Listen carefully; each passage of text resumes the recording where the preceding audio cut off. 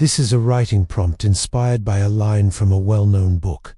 The wind carries my name in silence. In this first fantasy story, we'll use this line as the tagline. Our nameless protagonist has sworn an oath to protect the cursed forest moon. No, our protagonist is an advanced artificial intelligence tasked with monitoring the atmosphere and preserving any human data it detects. For decades, its only companions are recordings of birdsong and the hum of machinery, until one day it picks up a faint whisper in the wind. Share your work in the comments below or on social media, and do you forget to subscribe for more writing prompts and short stories. Thanks for watching. It's a name, a woman's name. At first, it appears to be random noise, but then the AI finds atmospheric disturbances matching other names. Over time, it assembles a list of hundreds of names, realizing that they belong to the crew of the Ares 3 space mission. Their ship crashed into Kepler 186f more than 1,000 years ago, and their bodies were scattered across the planet, preserved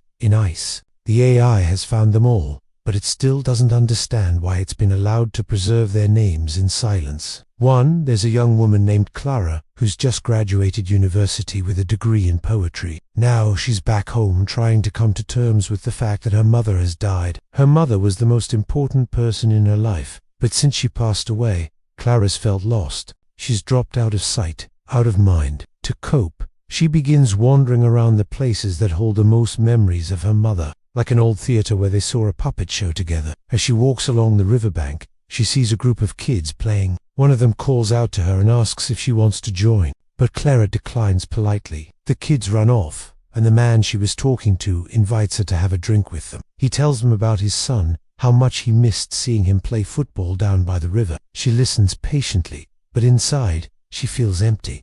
Who is she to these people? Did they even remember she existed? Devastated, she goes home and locks herself in her room. That night she writes a poem to her mother about how she has given up on everything and everyone. She doesn't think she can go on living like this anymore, and so she ends the poem with this thought: the wind carries my name in silence. All the villagers know is that every time the wind blows through the trees, it seems to be whispering something, and whenever anyone stops to listen, they hear their own name being called. So people avoid going into the forest alone, because they're afraid. They're afraid the forest will swallow them up and take them away without a trace. But then one day, someone decides it's worth the risk. In our second story, set in a post-apocalyptic world, Jack doesn't really believe in their cause, but he does what he can to support his friends. He sneaks food into their hideouts, hides wanted posters, delivers messages, all in the hopes that this will pass and go back to normal. But when their hideout is raided and his friends are taken away,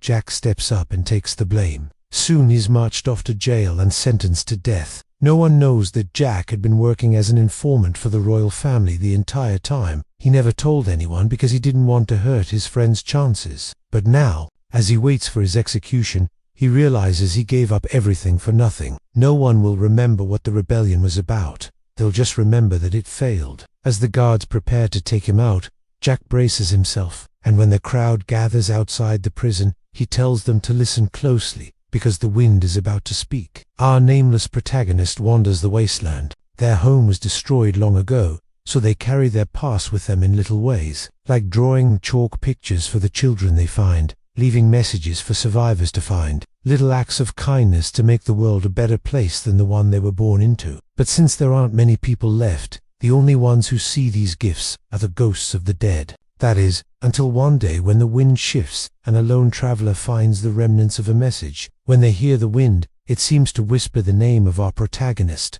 though they've never heard it before. And when they finally get a glimpse of the ghost, they realize it's not only the wind that remembers. Our third story is a historical drama set in 19th century London. In our fourth story, we travel far beyond the solar system to the distant planet Kepler 186f. And finally, in our fifth and final story, we return to the present day. Now it's your turn to write a story, poem, song, or any other creative work inspired by the writing prompt. The wind carries my name in silence.